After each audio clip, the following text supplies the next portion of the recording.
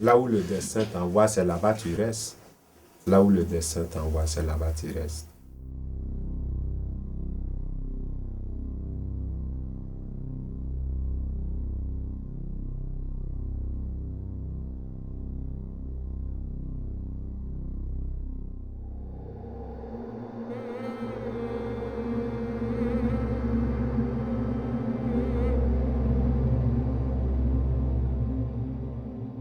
Mon ambition, c'est d'aller en Europe, mais pas d'aller sur la route.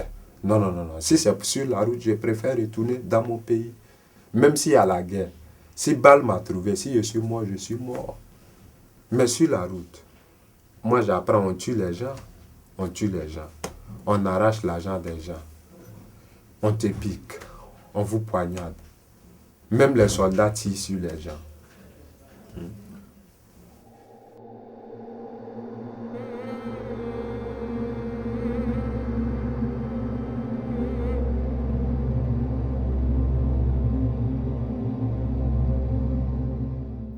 À 40 km de Tamaracet, ils vont dire voilà Tamaracet. Pas tram, de quelques lumières. Et on marchait, ils vont dire voilà Tamaracet ici, c'est à côté. Voilà, Dieu, vous traversez cette Tamaracet. Non, c'est à 60 km. Vous marchez jusqu'à là. Et on est là, des fois, tu vas voir, l'eau va finir.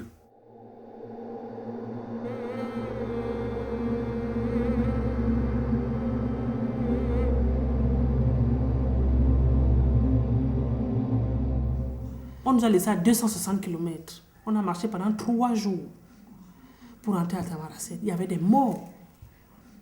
Parmi nous, il n'y a pas l'eau. L'eau finie, il n'y a pas de puits. Il y a eu des morts. Je suis arrivée à Tamaracet. J'ai fait 2 jours. Je n'arrivais pas, je ne reconnaissais personne. Parce que ce n'était pas facile. On a quitté Arlit ensemble, c'est un Congolais ou bien je ne sais pas. C'est un cas. Et jusqu'à présent, on ne l'a pas vu. Parce que la voiture courait. En pleine vitesse, il est tombé la nuit. On a frappé, arrêté. Au chauffeur, il n'a pas arrêté les Touaregs là. Ils ne sont pas arrêtés.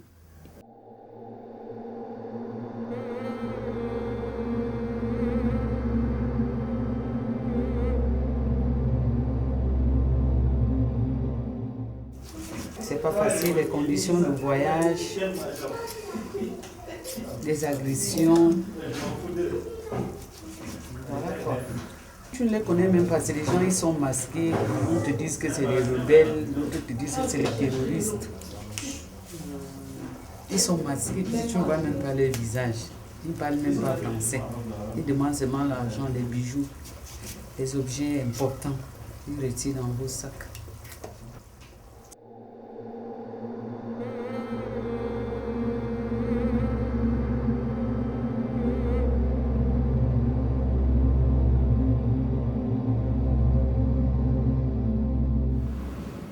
J'ai fait 9 mois à Sipta, à la forêt. Bon, quand j'ai resté là-bas, on a fait 4 mois là-bas. J'avais fait les bases militaires entre les villages, entre nous. 4 mois, qu'une personne qui rentre. Bon. Normalement, j'étais comme un chef de la forêt. On avait le même comme un chef de la forêt. Moi, j'ai décidé qu'il faut qu'on attaque les villages. Bon, on était presque 1400 personnes. Les Maliens, Camerounais, Burkinabés, Ivoiriens, Sénégalais, Guinéens, presque tous les races. Bon, mon frère, on était ensemble. Lui, il a pris l'échelle, un côté, moi j'ai pris un côté. Bon, lui, le premier, il est monté. Bon. Quand il a dépassé le premier virage, le deuxième, le bal l'a trouvé sur son poitrine. J'ai reçu, mais après, devant, ça n'a pas marché. À mon retour, j'ai trouvé mon frère. C'est au milieu du virage. Il est mort. J'ai dit, je ne pars pas. Il faut qu'on me donne le corps de mon frère. Je monte à ma famille. Où je pars avec ça. Bon, les autres, beaucoup ils sont morts. Ils ont ramassé quelques personnes d'aller jeter dans le Sahara vers la Inou là-bas, à côté de Algérie, Maroc entre Algérie là-bas. Beaucoup sont retournés. Beaucoup se trouvent dans l'intérieur de l'Algérie là-bas. Qui cherchaient à travailler pour retourner.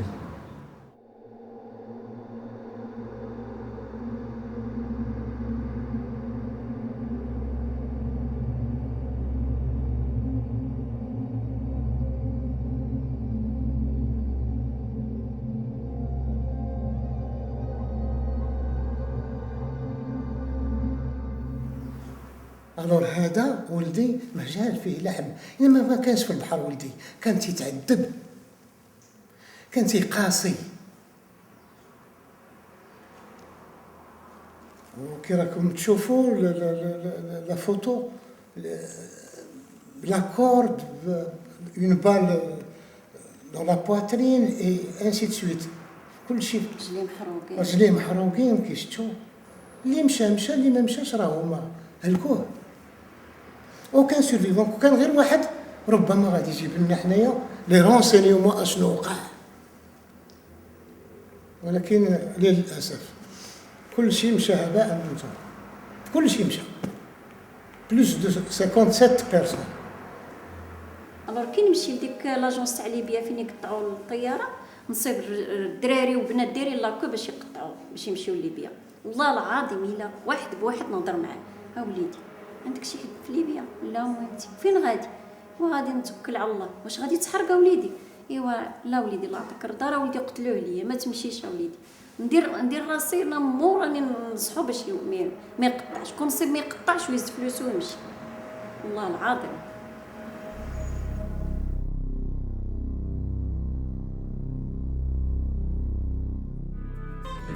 Tubab sorena, tubab sorena, do feidem do jel saha, tubab sorena.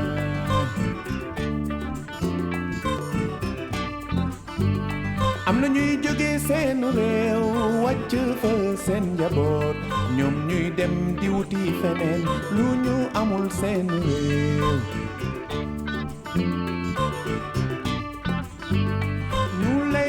Sans papier, ni lay woye sans abri, ñu lay woye SDF, réewum tubaab jaafe na.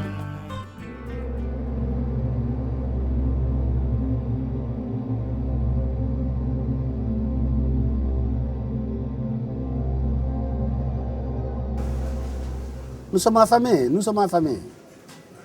Nous sommes affamés, il faut le reconnaître, nous sommes affamés. La pauvreté, trop, surtout dans ces 12 dernières années, ça c'est trop accentué. Ça c'est trop accentué. Parce que rien ne va, rien. Pas de travail. Quand tu fais l'agriculture, ça n'avance pas. Quand tu fais l'élevage de poulets ou des pintades, ça ne marche pas. La région des Cailles que je connais très bien, qui est ma région d'origine, est une région désertique, sahélienne. Les conditions climatiques sont très dures. Et cette région a été frappée par plusieurs sécheresses, dont le cheptel a été complètement décimé, les années 70. Et c'est une région où il ne pleut pas, pratiquement pas. Donc, je pense quand même pour la survie de ces populations, les hommes et les femmes sont obligés de partir. La plus grande majorité de la population vit dans une misère presque totale. On ne parvient plus à payer l'électricité, ni le gaz, ni la bouffe. Tu vois, il y en a, je dirais, une grande partie de la population qui vit en deçà du seuil de pauvreté. C'est un seul repas par jour, si on parvient à trouver ce repas. J'en ai rencontré quelques jeunes qui me disaient « Ah, les gens sont en train de nous poursuivre, mais Barça ou Barzakh, Barça c'est en Espagne, ou Barzakh, c'est un mot wolof qui veut dire l'au-delà. Ça veut dire vivre ou mourir aujourd'hui. Quelle différence pour nous? Qu'on débarque à Ceuta ou à Melilla, c'est pareil pour nous. Nous, ce que nous voulons, c'est juste nous en sortir. Si tu vas, tu es rentré, tu as ta chance, tu es mort. C'est le destin qui t'a laissé là-bas. Moi, je ne peux pas dire à quelqu'un, ne va pas en Europe, ne va pas au Maroc, ne va pas en Espagne. Si tu prends un pirogue, le pirogue va se casser, tu vas mourir. Nous tous, on voit à la télé, on sait que le pirogue se casse. On sait que pour prendre le grillage, on te tue. Mais si tu veux aller, on ne t'empêche pas d'aller. En Afrique, on a beaucoup de problèmes. Ta maman est pauvre, ton papa est pauvre, ton grand frère est pauvre, ta grande soeur est pauvre. Vous n'avez rien. Rien. Sauf votre seul coup pour dormir. Même manger, il n'y en a pas. Même à manger, il n'y en a pas.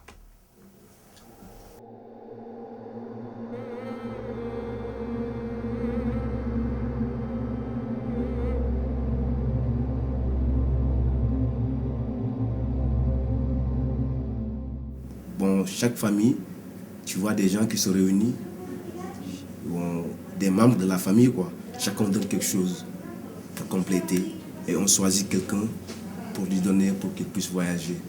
Tu sais, parce que c'est dur. Lui, s'il voyage, bon, tout le monde prie pour lui, quoi, pour demander à Dieu vraiment qu'il arrive en bonne santé, pour qu'il puisse aider les autres qui sont là-bas, tu vois, parce que c'est dur. Ce sont certains endroits. Par exemple, dans ce moment, c'est le Mali, le Sénégal, la Gambie et le Cameroun. Il y a quelques années, c'était l'Éthiopie, le Somalie. Il y a eu d'autres années que c'était le Rwanda, le Burundi, la République démocratique du Congo. C'est-à-dire que ce n'est pas tout d'un coup de l'Afrique, sinon il y a des moments de crise, des moments difficiles qui peuvent arriver dans une région. Alors l'immigration se produit dans ces régions où il y a des problèmes. Je vais venir faire quoi en Algérie ici? Chez moi, j'étais bien. Je suis un peintre, je fais le plâtre, l'enduit. J'ai travaillé avec des entrepreneurs. Et puis, j'avais mon propre magasin. Mais aujourd'hui, à cause de la guerre, tout est saccagé. Donc, je suis obligé de sortir pour venir me défendre dans n'importe quel pays. Là où le destin t'envoie, c'est là-bas tu restes. Là où le destin t'envoie, c'est là-bas tu restes. Ouais.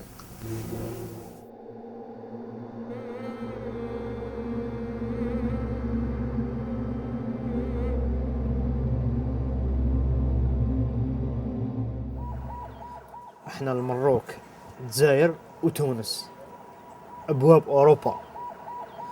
دوك واحد كيجي من النيجر ومن مالي باش يجي لهنا ولا يجي للمروك ولا يجي لتونس ماهوش يخمم بلي يسطالي في الجيري بيسك على بالو ما على بالهم في الجزائر كومون سا سباس يجي يشوف لهنايا هو يجي يسطالي باش يشوف طريق منها. لا بليبار راهم يخموا هكا ماهمش يخموا باش وكاين لهم يجيو كاين لهم يخدموا كاين لهم يشوفوا الجزائر مانيش عارف شغل اوروب ليهم بارابور البلدان اخرين. حنا رانا الحمد لله حنا. C'est surtout les jeunes qui veulent partir. C'est des jeunes qui veulent réussir. Parce qu'ils ont vu d'autres jeunes comme eux qui reviennent d'Europe ou d'Amérique, qui reviennent avec au moins un minimum qui leur permette d'avoir quelque chose. لا تروح وخلاص ما كنتش نخمم لا كاع كيفاش حتكون مليحه ماشي مليحه ما خممتلاش كاع خممت نروح ومن بعد ربي يحلها تماتي كيما تسنى كلش تسنى تكون مليح تسنى تبات برا تسنى ما تاكلش تسنى تخدم تسنى يكون عندك دراهم تسنى كلش بحال المليح والدوني. نحلم بلاد النور من صغري أنا نحلم بلاد النور وزهري أنا الفيزا لا باسبور وزهري أنا الفيزا لا باسبور وراني ناوي نطلع نروح أولي صورتو. تما كاين 20 حاجه تخمم عليها ماشي تخمم في مارساي وخلاص تما ماشي كيما الجزائر عندك داركم تدخل الماكله طايبه فراشك ترقد تنوض الصباح لا تماتيك تنوض الصباح تخمم وين حترقد في الليل تفطر تخمم كيفاش حتعشى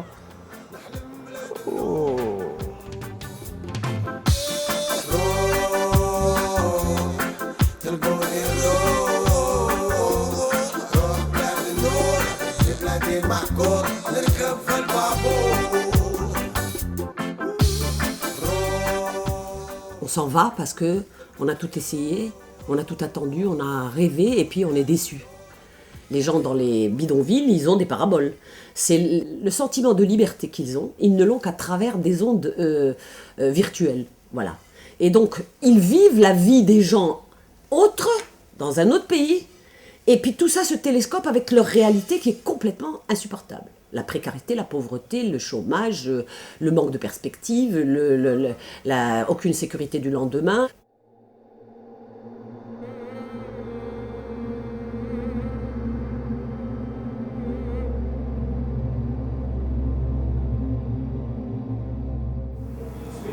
ولكن محاولة الهجرة إلى أوروبا لتكوين النفس، يعني تتشوف أشخاص لهم مشاريع، يعني تغرب عام عامين يعني شوية بعد تطلع وتهنا واخا تخدم ما قدو يعني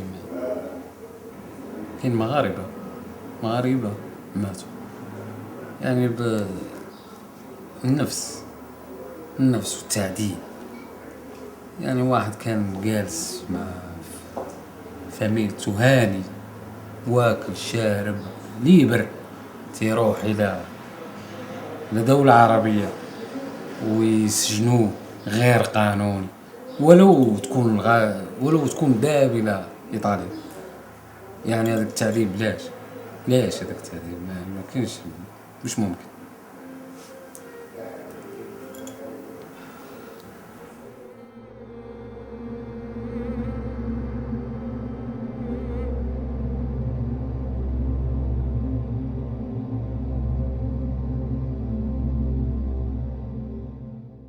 Chaque fois que j'attendais, je me disais non, Algérie c'est bon. Je suis revenu ici, j'ai vu, c'est pas ça, j'attendais chaque fois.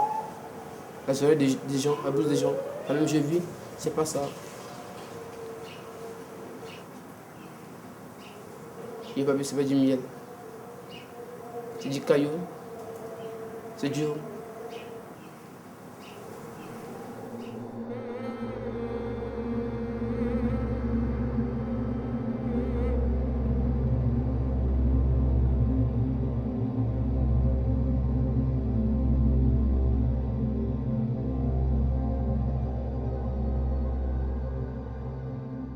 À Tamaracet, franchement, disons que c'est moderne, certes, mais il n'y a pas la libre circulation. Quand je parle de libre circulation, ça veut dire que vous n'êtes pas libre de marcher. Donc, pour chercher un emploi. Donc, peut-être quand tu as un emploi, donc quand tu veux aller chercher un emploi, il faut te cacher. Dès qu'on va me là, c'est la chasse à l'homme. Tu es obligé de prendre le marathon. Il faut aller dans les rochers pour s'abriter. C'est comme un film. Quand on voit les noirs avec les policiers algériens, c'est comme la souris s'amuse avec le chat. C'est comme ça.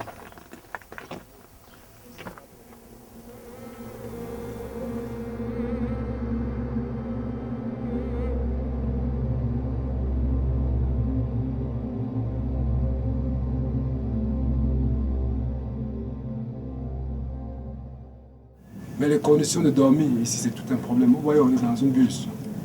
Un homme ne peut pas passer toute sa vie dans un bus. Si on parvient à louer une maison, peut-être à 2000 dinars le mois, on aura des problèmes parce que chaque fois la maison serait scellée. Il y a des sales idées qui viennent en tête, mais il faut garder le moral. Il y a des moments où on se pose des questions. Est-ce que nous sommes encore des êtres humains? Parce que franchement, à Tamaracet, même à Tamaracet, il y a des gens qui doivent affamer. On doit affamer à Tamaracet. Parce que quand ça ne va pas, quand la police boucle, tu ne peux pas sortir pour aller manger. Tu as l'argent en poche, mais il y a la nourriture. Et à côté de la nourriture, il y a un chat. Nous sommes des souris. Tu ne peux aller nulle part quand tu vois le chat. Donc il faut attendre que le contrôle baisse pour sortir. Donc tu te retrouves que tu es en train de faire 2 jours, 3 jours sans manger. Il ne se passe même pas une semaine. C'est encore une boucle Tamaracet. Ça, c'est la ville la plus chaude où on rafle.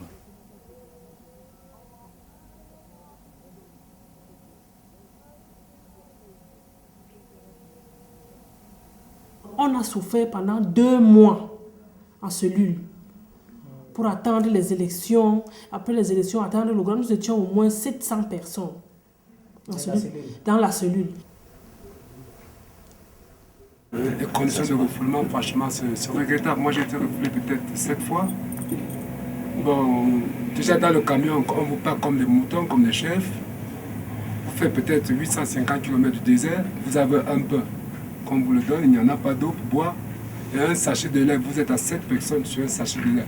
jour. Vous voyez, bon, ça c'est tout un problème que déjà quand vous franchissez 750 km, vous vous êtes abattu à vous-même.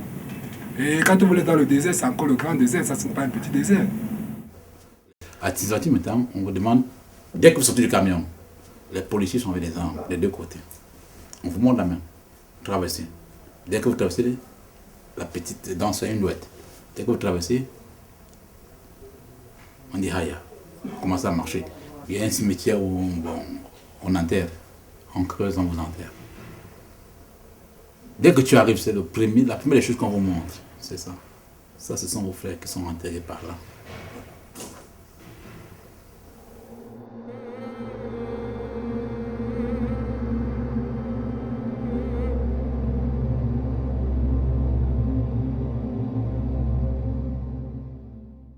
Nous sommes des sans-papiers, nous n'avons pas droit au travail bien rémunéré. Celui chez qui on effectue ce travail, qui nous fait appel à la police, pour qu'on soit expulsé, il est mieux que tu ne nous prennes pas pour du boulot, pour que tu ne nous payes pas après.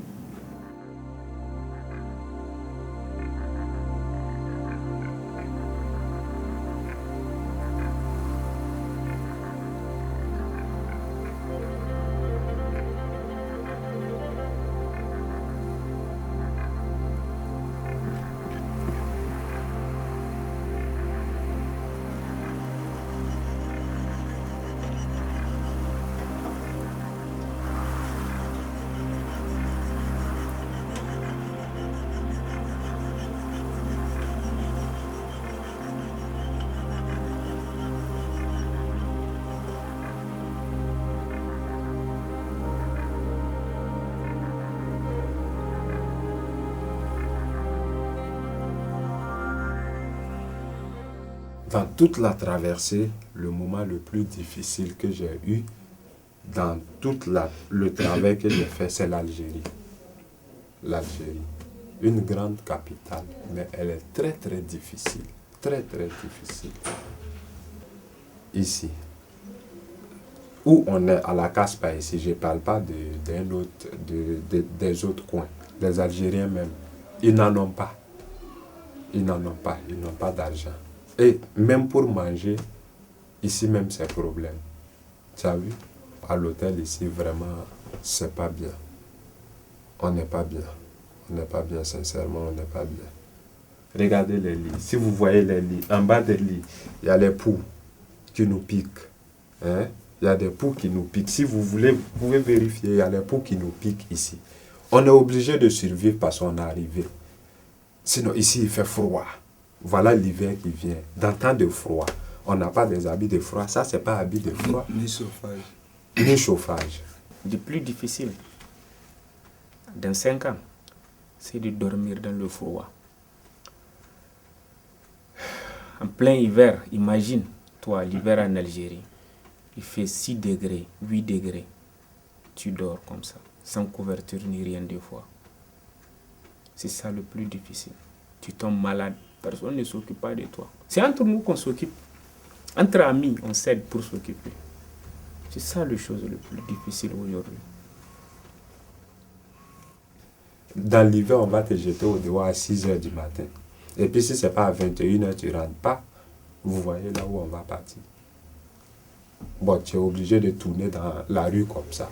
Si quelqu'un t'a dit, bon, Carlos, viens, tu vas ramasser mon petit bagage, il va te donner comme ça. Tu ramasses, il te donne, tu mets l'argent dans ta poche, tu t'en vas prendre un petit café. Souvent, on fait 2 jours ici, on ne mange pas. Qui nous donne?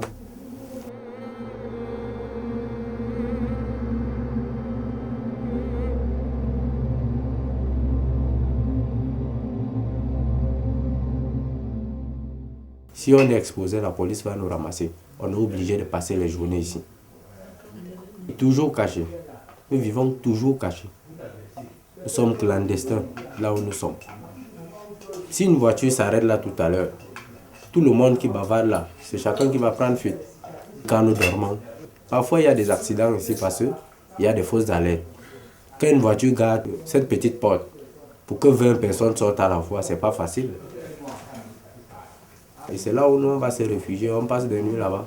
Quand on se sent menacé ici, on va là-bas parce qu'on sait que si la police arrive, ils auront de la peine à nous arrêter, parce que là-bas, ce sera le sauve qui peut.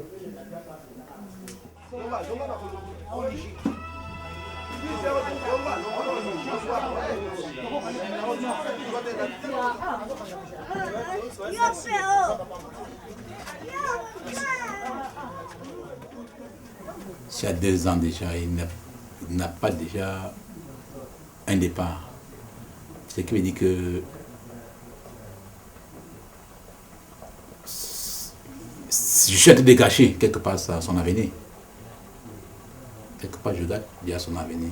Donc je dois déjà penser, si je veux rentrer, je prépare déjà son avenir. Je dois préparer déjà son avenir. C'est un peu ça, c'est difficile.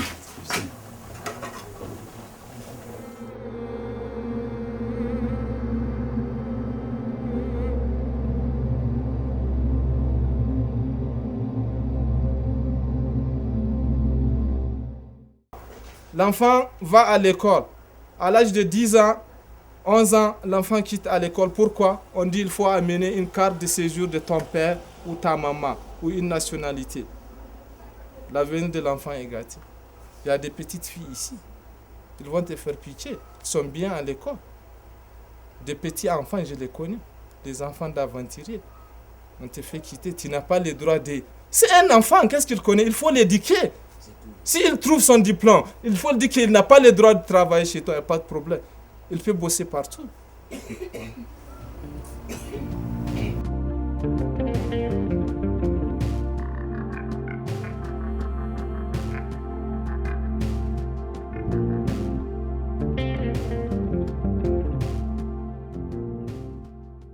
Tu dis au Maroc, ils sont cachés partout, ils ne savent pas comment vivre, ils ne sortent pas la journée, ils doivent sortir la nuit. De tout ça, on parle, mais ça, c'est la condition parce que les pressions des pays de l'Europe sur le Maroc, sur tous ces pays, c'est très difficile. Alors les gens, ils ont peur, non? Moi, j'ai été au Maroc. Je suis revenu. J'ai été au Maroc. Mais je suis revenu parce que c'est le calvaire. Parce que là-bas, tous les Noirs qu'on voit, ils savent que c'est des gens qui partent en Europe. Et quand tu pars en Europe, c'est ce qui veut dire que tu as l'argent. Des agressions de gauche à droite, la gendarmerie, la police, ils se remplissent des poches. Maroc, c'est le calvaire, hein, Maroc. C'est là, c'est notre monde. Maroc, c'est notre monde.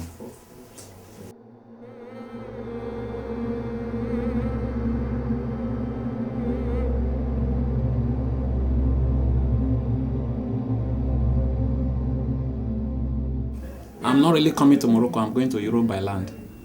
But when I get to Morocco, the situation of Morocco is not to talk about. Because to eat now is by the grace of God. Unless we go outside, we go to the street to beg for money to eat. Like this room we are now, just as small as it is now, we are paying 500 dirhams. That is equivalent to 50 euro.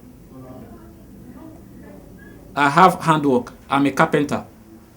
I want to work. I have gone to many stores in Morocco here that they should take me, but they will say they cannot take us because we are black.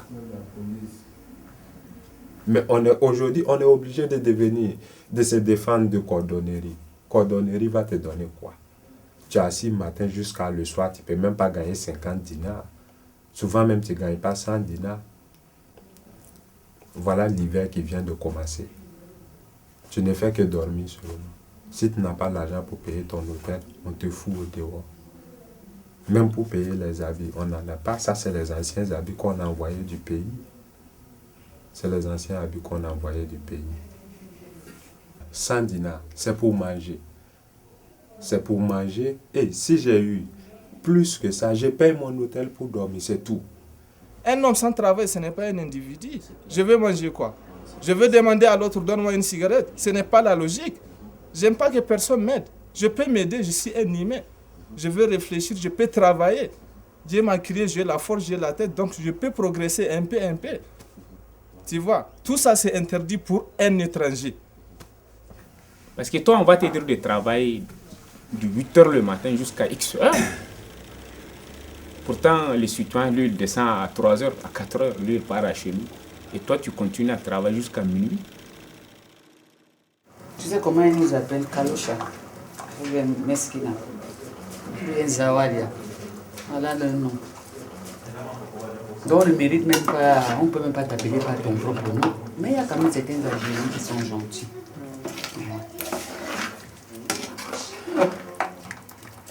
انا شفت باسكو دوكا راني هنا واني نخدم واني نشوف شفت باللي الجزائريه راسيزم معاهم بزاف لهنا يستعملوا العنصريه معاهم بزاف كيما في الاوروب يتقعدوا بعربي علاش يتقعدوا راسيزم تلقاه يتقعد بك يقول لك صال عرب يقول لك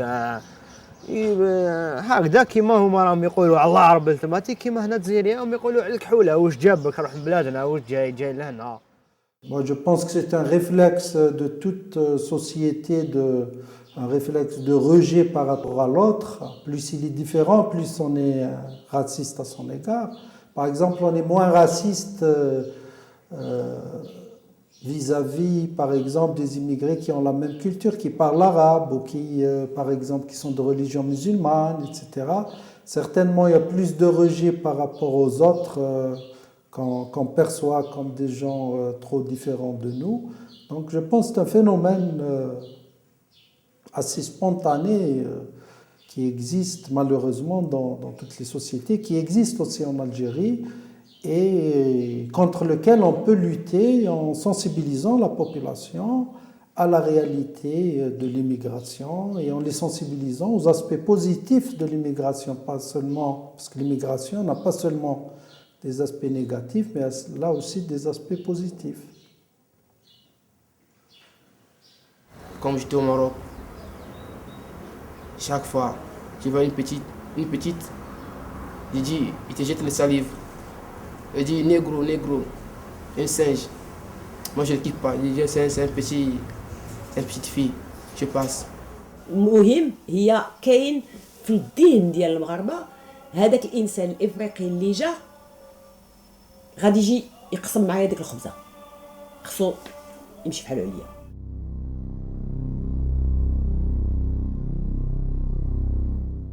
Nous sommes bloqués ici parce que nous avions le rêve de l'Eldorado européen. C'est vrai, nous sommes bloqués parce qu'on est arrivé, ils n'ont pas pu passer, et puis on vit. Il y a ceux qui ont perdu tout dans le bled avant d'arriver là. Rêvant se retrouver un jour en Europe. Mais les conditions, avec le blocus qui se passe dans les enclaves espagnoles, Melilla et Ceuta, ont fait que nous sommes ici, nous sommes bloqués. Plus de la moitié aimeraient repartir dans leur pays. La route ne passe pas pour l'Europe, c'est fermé. C'est fermé, personne n'entre plus, on attrape tout le monde. Les moyens qu'on utilisait pour entrer, ça ne passe plus. Donc on est obligé de revenir en Algérie, passer ici au moins. On peut travailler dans des chantiers. Donc même ceux qui sont là-bas, tous reviennent. C'est en Algérie qu'ils vont revenir. Tous les jours, je pense, comment je vais faire pour rentrer. Le bon Dieu n'a qu'à me donner un peu pour que je puisse rentrer. Mais ça ne va pas. Souvent, ta maman te dit, mon fils, si ça ne va pas, il faut te retourner, mais tu vas te retourner avec quoi? Un an, te voilà ici, tu vas te retourner avec quoi? Même ici, le transport pour aller à Gardia, simple Gardia, ça fait 500 dinars, il n'y en a pas. Parlons pas de Gardia, Tamarasek, 2000 dinars, il n'y en a pas. Et puis si tu arrives à Tamarasek, pour te défendre, pour aller au Mali avant de rentrer à Abidjan, tu vas tomber sur la route ou bien tu restes dans le désert. Qui va te donner? Tu es coincé. Sans argent, tu ne peux pas. J'ai vu des gens qui sont devenus fous. Ils n'ont plus d'argent pour avancer, ni pour reculer. Qu'est-ce que tu dois faire? Tu dois te battre par tous les moyens pour que tu puisses monter. Donc le seul moyen, c'est de remonter encore, venir même encore souffrir vers le haut. Moi, j'ai gâché ma vie en venant ici. J'ai gâché ma vie. J'ai gâché ma vie. Je ne sais même pas si je pourrais encore devenir quelqu'un dans la vie. Passer 5 ans de gâcher dans une vie, c'est trop. C'est trop.